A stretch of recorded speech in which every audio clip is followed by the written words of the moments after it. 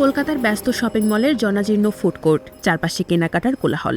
সেই ভিড়ের মধ্যেই ব্ল্যাক কফি আর ভারতীয় ফাস্টফুড খেতে খেতে বাংলাদেশের রাজনীতিতে ফেরার পরিকল্পনা করছেন আওয়ামী লীগের কয়েকজন নির্বাসিত নেতা। এমনটাই বলছে যুক্তরাজ্যের প্রভাবশালী সংবাদ মাধ্যম দ্য গার্ডিয়ান।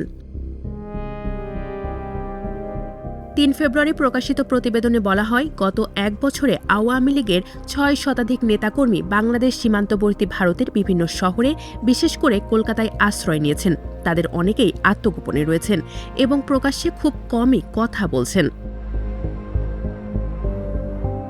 গত বছরের মে মাসে জনমতের চাপের মুখে অন্তর্বর্তী সরকার আওয়ামী লীগের সব ধরনের রাজনৈতিক কর্মকাণ্ড নিষিদ্ধ করে।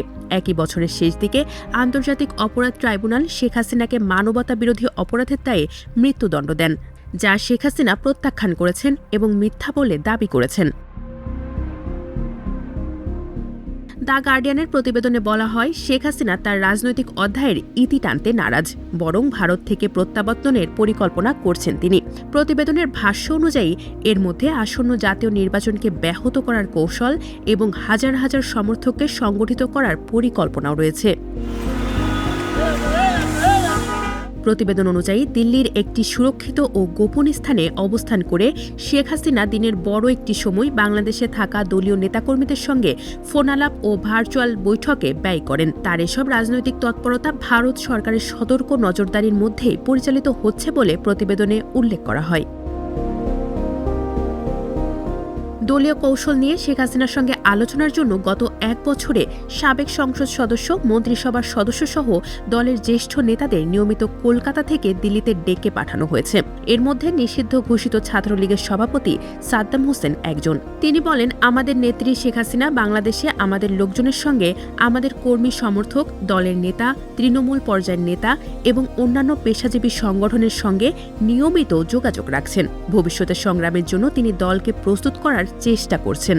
সাদ্দাম হোসেন আরও বলেন, শেখ হাসিনা কখনো কখনো দিনে ১৫ বা ১৬ ঘণ্টা ফোন কল ও বৈঠকে ব্যস্ত থাকেন। তিনি আরও যোগ করেন, আমাদের নেত্রী খুবই আশাবাদী, তিনি বাংলাদেশে ফিরবেন।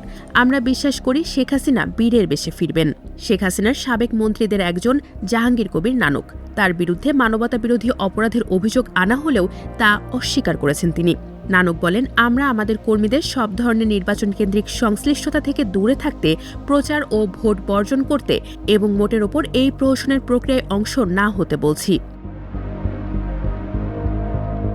এদিকে কলকাতার উপকণ্ঠে কঠোর নিরাপত্তা বেষ্টিত এলাকায় একটি বিলাসবহুল ভবনে থাকা আওয়ামী লীগের যুগ্ম সাধারণ সম্পাদক ও সাবেক সংসদ সদস্য আফম বাহাউদ্দিন নাসিম বলেন, ওটা কোনো স্বতঃস্ফূর্ত বিপ্লব ছিল না, এটা ছিল আমাদের গণতান্ত্রিক সরকারকে উৎখাত করার জন্য সন্ত্রাসীদের ক্ষমতা দখল।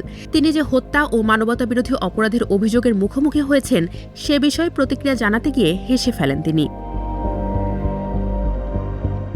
অন্যদিকে সাবেক সংসদ সদস্য তানভীর শাকিল জয় ভিন্ন সুরে কথা বলেন। ২০২৪ সালের আগস্ট থেকে কলকাতায় অবস্থানরত জয় বলেন, আমরা সাধু ছিলাম না, আমরা কর্তৃত্ববাদী ছিলাম। ২০১৮ সালের নির্বাচন পুরোপুরি সুষ্ঠু হয়নি, এটা আমরা স্বীকার করি। দুর্নীতি ও লুটপাটের বিষয়ে জয়ের স্বীকারোক্তি, অবশ্যই অনিয়ম ছিল, এমন কিছু আর্থিক লেনদেন হয়েছে যেগুলো হওয়া উচিত ছিল না এবং এর দায় আমাদের নিতে হবে। তবে শেখ হাসিনার ১৫ বছরের শাসনামলে রাষ্ট্রীয় কোষাগার থেকে আনুমানিক $২০০ বিলিয়ন পাচারের অভিযোগ অস্বীকার করেন তিনি। প্রতিবেদনে আরও বলা হচ্ছে, আওয়ামী লীগের অভিযোগ, রাজনৈতিক প্রতিপক্ষ তাদের শত শত কর্মীর ওপর হামলা করেছে, হত্যা করেছে বা জামিন ছাড়াই তাদের কারাগারে আটকে রাখা হয়েছে। আওয়ামী লীগের অনেক কর্মী সমর্থক এখনও আত্মগোপনে আছেন। সাদ্দাম হোসেন বলেন, কারাগারে যেতে হবে সেই ভয়ে কলকাতায় থাকছি তা নয়, আমরা এখানে আছি কারণ দেশে ফিরলে আমাদের হত্যা করা হবে। এদিকে কলকাতা ও দিল্লিতে আওয়ামী লীগের সক্রিয় উপস্থিতি ভারতের জন্য ক্রমবর্ধমান অস্বস্তিকর প্রশ্ন তৈরি করেছে। হাসিনার পতনের পর থেকে ভারত ও বাংলাদেশের সম্পর্কের অবনতি হয়েছে। কলকাতায় অবস্থান করা আওয়ামী লীগ নেতারা বলেছেন, ভারত থেকে তাদের দেশে ফেরত পাঠিয়ে দেওয়া হবে, এ নিয়ে তাদের কোনো ভয় নেই। এখন পর্যন্ত আওয়ামী লীগের নির্বাসিত এসব নেতার প্রত্যাবর্তনের পরিকল্পনা নির্ভর করছে আসন্ন নির্বাচনের ব্যর্থতার ওপর। তাদের দাবি, এই নির্বাচন দেশে কোনো স্থিতিশীলতা বা শান্তি বয়ে আনবে না এবং শেষ পর্যন্ত মানুষ আবার আওয়ামী লীগের দিকেই ফিরবে।